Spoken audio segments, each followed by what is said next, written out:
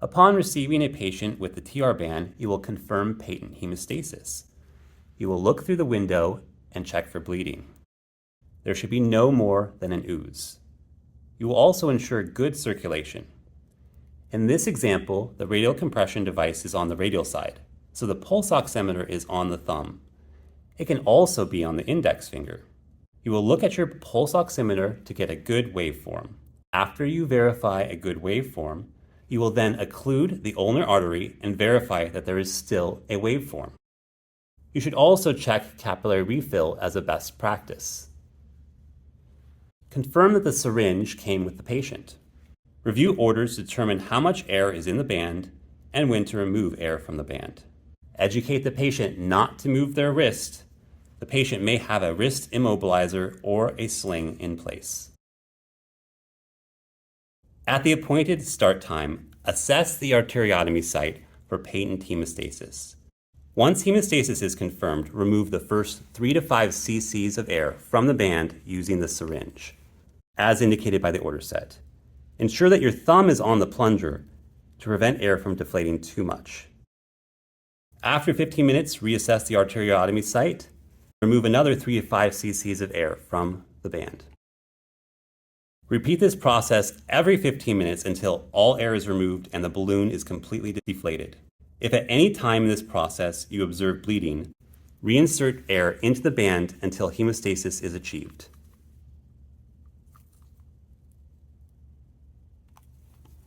Wait another 15 to 30 minutes before attempting removal of air again. Once the TR band has been completely deflated, there are 2 ways to remove the band that will leave the scab intact. First method, undo the Velcro fastening, then carefully rock the hard plastic plate back and forth before removing the device.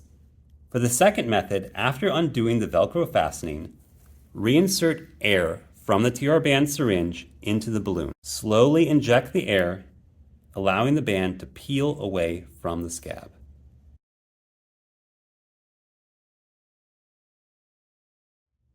You will then place a 2x2 and Tegaderm over the site. Consult order set to determine whether the arm immobilizer or sling should be placed. Instruct the patient to limit wrist movement. If the patient reports excessive pain at the site, remove up to 5 cc's of air so long as hemostasis is maintained. But do not completely deflate the band. If there is excessive pain, bleeding, hematoma, or other complication, notify the provider. Do not remove the band unless it is the appropriate time and hemostasis has been obtained. With the band on, if there is a small amount of blood trapped underneath the balloon, that is considered oozing.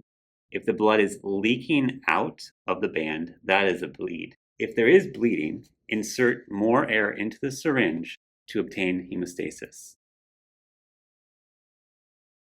Additionally, you can elevate the limb above the heart to assist with hemostasis.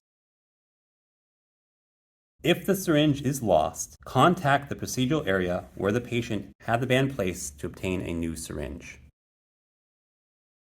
When deflating, if there is more than the desired amount of air that comes out of the band, you can reinsert the volume that was removed. When inflating, do not insert more than 18 cc's of air at any time.